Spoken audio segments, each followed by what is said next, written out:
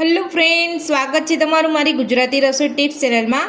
તો આજે આપણે બનાવીશું રવાનો નવો નાસ્તો। તો આ નાસ્તો તમે ઘરે ઝટપટ બનાવીને ખાઈ શકો છો। તો ચાલો આપણે બનાવવાનું શરૂ કરીએ। તો રવાનો નાસ્તો બનાવવા માટે મેં અહીંયા 1 વાટકી રવો લીધો છે। તો આ રીતનો જે ઝીણો આવતો હોય તે લીધો છે, પણ જો તમારી પાસે સોજી હોય તો તમે સોજી પણ લઈ શકો છો। તો હવે આપણે રવાને એક બાઉલની અંદર લઈ લઈશું। સાથે જ આપણે 1 વાટકી મોરું દહીં લઈશું, સાથે જ થોડું પાણી લઈશું, બધું સરસ મિક્સ કરી લઈશું।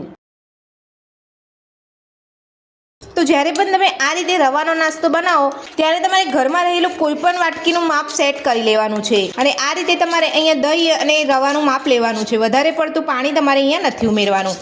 તો તમે જોઈ શકો છો દહીં અને પાણી સાથે આપણે રવાને સરસ રીતે મિક્સ કરી લીધો છે। તો બધું મિક્સ કરી લીધા પછી હવે આપણે તેની અંદર 2 થી 3 ચપટી જેટલો બેકિંગ સોડા ઉમેરીશું। બેકિંગ સોડા ઉમેરીને ફરીથી આપણે મિક્સ કરી લઈશું। તો બધું જ આપણે અહીંયા સરસ મિક્સ કરી લીધું છે। તો હવે આપણે ઢાંકણ ઢાંકીને 15 મિનિટ માટે રહેવા દઈશું।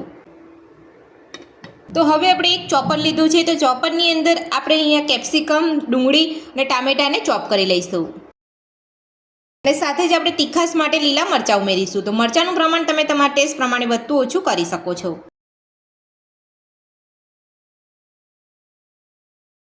તો બધું જ આપણે ચોપરની અંદર ચોપ કરી લીધું છે। તો આ રીતે તમારે અહીંયા ચોપરની અંદર ચોપ કરવાનું છે। તો ખીરાને ઢાંકી અહીંયા 15 મિનિટ જેટલો સમય થઈ ગયો છે। તો હવે આપણે ચેક કરી લઈશું। તો આપણો રવો એકદમ સરસ રીતે અહીંયા ફૂલી ગયો છે। તો હવે આપણે મિક્સર જારની અંદર લઈ લઈશું। તો બધું જ આપણે અહીંયા મિક્સર જારની અંદર લઈ લીધું છે। તો હવે આપણે ઢાંકણ બંધ કરીને એક સ્મૂથ પેસ્ટ જેવું પીસી લઈશું। તો બધું જ આપણે અહીંયા પીસી લીધું છે। તો તમે જોઈ શકો છો એકદમ સ્મૂથ પેસ્ટ અહીંયા બની ગઈ છે। તો હવે આપણે જે બાઉલની અંદર પલાળ્યો હતો રવો તેની અંદર જ કાઢી લઈશું। તો બધું જ પીસીને આપણે અહીંયા એક બાઉલની અંદર લઈ લીધું છે। તો હવે આપણે જે ચોપરમાં બધું ચોપ કરીને રાખ્યું હતું તે લઈ લઈશું। સાથે જ મેં અહીંયા થોડી દૂધી છીણીને રાખી હતી તે પણ ઉમેરી દઈશું। તો આ રીતે તમારે અહીંયા એકદમ બારીક દૂધીને છીણી લેવાની છે। તો તમારો નાસ્તો એકદમ સોફ્ટ અને ખાવામાં એકદમ ટેસ્ટી બનશે। સાથે ઝીણા સમારેલા લીલા ધાણા ઉમેરીશું। તો ધાણા ઉમેરી લીધા પછી નાની અડધી ચમચી જેટલો ચાટ મસાલો ઉમેરીશું। સ્વાદ પ્રમાણે મીઠું ઉમેરીશું। નાની અડધી ચમચી શેકેલા જીરાનો પાવડર ઉમેરીશું। 1 ચમચી તેલ ઉમેરીશું। બધું સરસ મિક્સ કરી લઈશું। તો બધું જ આપણે અહીંયા સરસ મિક્સ કરી લીધું છે। તો હવે આપણે ખીરાની અંદરથી નાસ્તો બનાવીશું।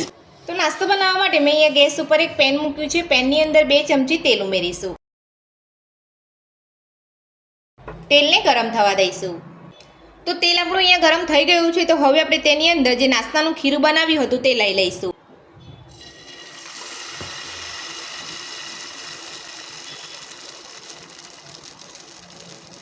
બે મિનિટ માટે ઢાંકી દઈશું। તો ગેસની મીડિયમ ફ્લેમ પર જ આપણે નાસ્તો બનાવવાનો છે। અહીંયા વધારે ફૂલ ગેસ ઉપર નાસ્તો નથી બનાવવાનો। તો નાસ્તાને ઢાંકી અહીંયા 2 મિનિટ જેટલો સમય થઈ ગયો છે। તો હવે આપણે ચેક કરી લઈશું। તો તમે જોઈ શકો છો એક બાજુ આપણો નાસ્તો સરસ કૂક થઈ ગયો છે। તો હવે આપણે નાસ્તાને પલટાવી લઈશું।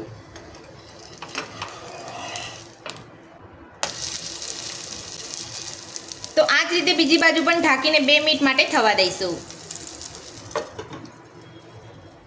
તો નાસ્તાને પલટાઈ અહીંયા 2 મિનિટ જેટલો સમય થઈ ગયો છે। તો હવે આપણે ચેક કરી લઈશું। તો તમે જોઈ શકો છો બીજી બાજુ પણ આપણો નાસ્તો એકદમ સરસ રીતે કૂક થઈ ગયો છે। તો હવે આપણે આ જ રીતે બધો નાસ્તો બનાવી લઈશું।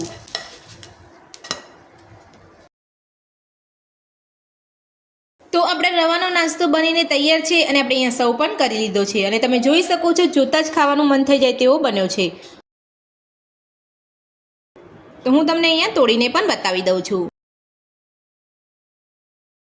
તો તમે જોઈ શકો છો એકદમ સોફ્ટ આપણો નાસ્તો બન્યો છે। તો રવાનો નાસ્તો બનાવવાની રીત તમને મારી કેવી લાગી મને કોમેન્ટ બોક્સમાં કોમેન્ટ કરીને જરૂરથી જણાવજો, અને મારી આ રીતે બનાવવાનું ઘરે એકવાર જરૂરથી ટ્રાય કરજો। તો આજની રેસીપી પસંદ આવી હોય તો વિડીયોને લાઇક કરજો, ચેનલને સબસ્ક્રાઇબ કરજો, તમારા મિત્રોને જરૂરથી શેર કરજો। Thank you.